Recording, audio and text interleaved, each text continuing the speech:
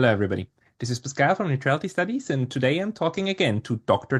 Alfred de Zayas, a professor at the Geneva School of Diplomacy who used to work as a senior lawyer in the Office of the UN High Commissioner for Human Rights and later became the first UN independent expert on international order, serving in that capacity from 2012 to 2018.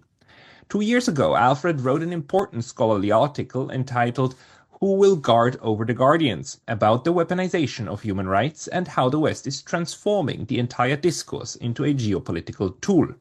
That's what we want to discuss today. So, Alfred, welcome back. Thanks for inviting me again. And indeed, it is the crucial problem.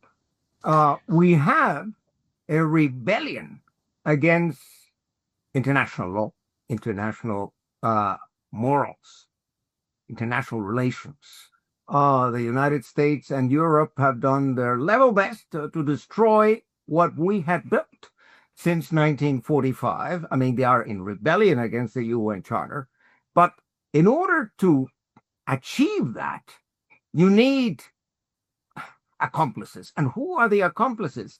The mainstream media, public relations, relentless propaganda, New York Times, Washington Post, CNN, even the BBC. It's a disgrace because I remember 50 years ago, 40 years ago, the BBC was at least a point d'affaire, you would say, something that you would rely on as objective. No longer the case. And who shall guard over the guardians? Only ourselves. This, of course, it's an endemic problem. It's followed humanity throughout history. You already have it in the sixth satire of Juvenalis, verses 347 and 48, where he asks this crucial question: Quis custodiet ipsos custodes? What do you do if the institutions created to defend your rights actually betray you? When these institutions are penetrated by intelligence services, penetrated by ideologues, penetrated by governments that actually buy the organizations. And part of the problem is that the secretariats of the United Nations here in Geneva, of the Office of the High Commissioner for Human Rights, secretariats of the World Health Organization, of the ILO, 80% are ideologues. And 80% have been put there to do a geopolitical job. When I entered the United Nations back in 1980, it was a different day. I was personally interviewed by the great Theo van Boven, Professor Theo van Boven from the Netherlands, who was the director of the Human Rights Office. And I became the principal drafter for the Human Rights Committee. And I rose to be the chief of petitions, also the registrar and secretary of the Human Rights Committee. As the case may be, it was a different secretariat. And we were small, but we were a group of committed professionals. And today, if you are a politically incorrect victim, and you address yourself to the United Nations, your communication, your petition might land in the bin. And I'm not kidding you. Or simply doesn't get registered. You never hear anything of it again. So there's certain, shall we say, consensus victims, politically correct victims, whose cases will be taken and examined and decided also in the ideological way.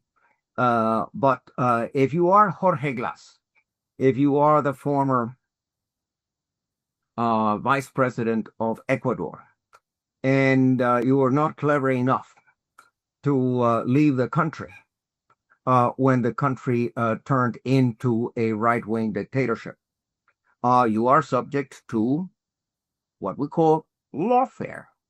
And we've seen plenty of lawfare. I mean, the United States, United Kingdom, Sweden, all practiced lawfare in the case of Julian Assange, that ruined his life for 12 years, etc., with the complicity of so many institutions. I mean, the corruption of the administration of justice in the US, UK, Sweden, Ecuador. I mean, it's so obvious.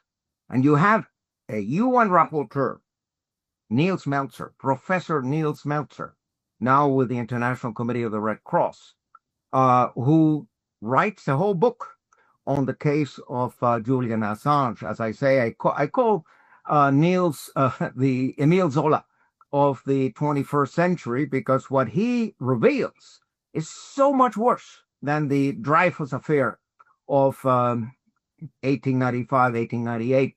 I mean, here you had a malfunction of the French military justice. Today, we have a malfunction of the entire administration of justice in the United States and the United Kingdom, in Sweden, but also in Germany and France, in many countries in Latin America. So you have lawfare against Jorge Glass. You have lawfare and coup d'etat against this poor fellow called Pedro Castillo, the former president of Peru. And basically, the world doesn't care. Either the mainstream media doesn't inform you about what's going on, or it whitewashes it. So you don't get to the feeling that the system is corrupted and that the guardians are not guarding you, they are actually working against your interests.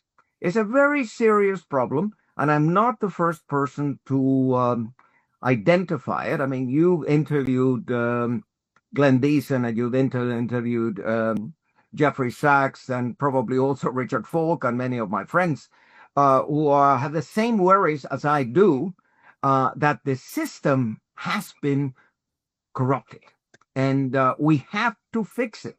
Either we have to fix it, or our civilization goes down the drain. The billionaires have managed to control the press so much that if you are against the Iraq war of 2003 and you're a journalist, you'll lose your job. And that happened to quite a few, and very prominent journalists who lost their jobs because they criticized George W. Bush and the war in Iraq. And with regard to the Ukraine war, let's remember, it was only 2 years ago that Tucker Carlson was from one day to the next fired from Fox News, and he was the most popular newscaster. And of course, now he's still in the internet, and he has a following of millions and millions. But the New York Times, the Washington Post, CNBC, CNN are still giving us the old, many times debunked narrative. It is unbelievable how things that have been proven wrong can be repeated with a straight face on television every night. And of course, the mass of the population, why should they question it? I mean, we are, shall we say, an intellectual upper class who has had the benefit of a lot of education and exchange with persons of discernment. But the average citizen, he has other priorities, he has other worries. He has his wife, he has his kids, he has to make ends meet, etc. He turns on the television in the night just to get a general idea of what's going on. So the television tells him that the Palestinians are the bad guys and the Israelis are the good guys. This is not his priority. But when it comes to voting, I mean, this will influence his voting.